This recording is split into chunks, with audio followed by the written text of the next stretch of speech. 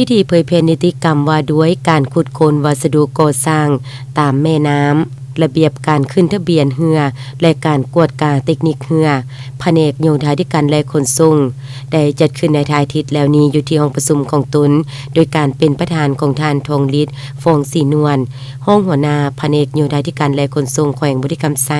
มีหัวหน้าห้องการโยธาธิการและขนส่ง7ตัวเมืองแผนกการห้องการกรมกองที่เกี่ยวข้องและผู้ประกอบการเข้าร่วมเอกสารที่นำมาเผยแพร่ในครั้งนี้มีรายนิติกรรมที่สำคัญเป็นต้นแม่นแจ้งการห้องว่าการแขวงว่าด้วยการพันขยายคำสั่งของนายกว่าด้วยการติดตามกฎกาและแก้ไขปัญหาเฮคำตกคอน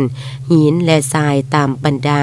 สายน้ำห้องห้วยและการคุ้มครองการขุดโคนแห่ต่างๆในขอบเขตทั่วประเทศข้อตกลงของกระทรวงโยธาธิการและขนส่งว่าด้วยการขุดค้นวัสดุตามแม่น้ำระเบียบการขึ้นทะเบียนเรือระบบแนะนำของกรมทางน้ำการอนุญาตต่อเรือ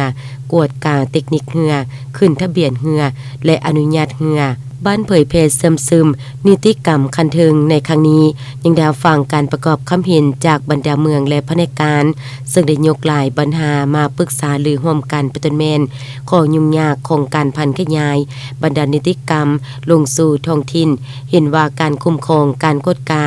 การออกเอกสารบางด้านยังบ่ทันรัดกุมยังเป็นทรงวางให้ผู้ประกอบการการประสานงานระหว่างแผนกการกรมกองระหว่างแขวงและเมืองยังบ่ทันกลมเกลียวจุดประสงค์ของการเผยแพร่เสริมซึมนิติกรรมในครั้งนี้ก็เพื่อสร้างความรับรู้เข้าใจ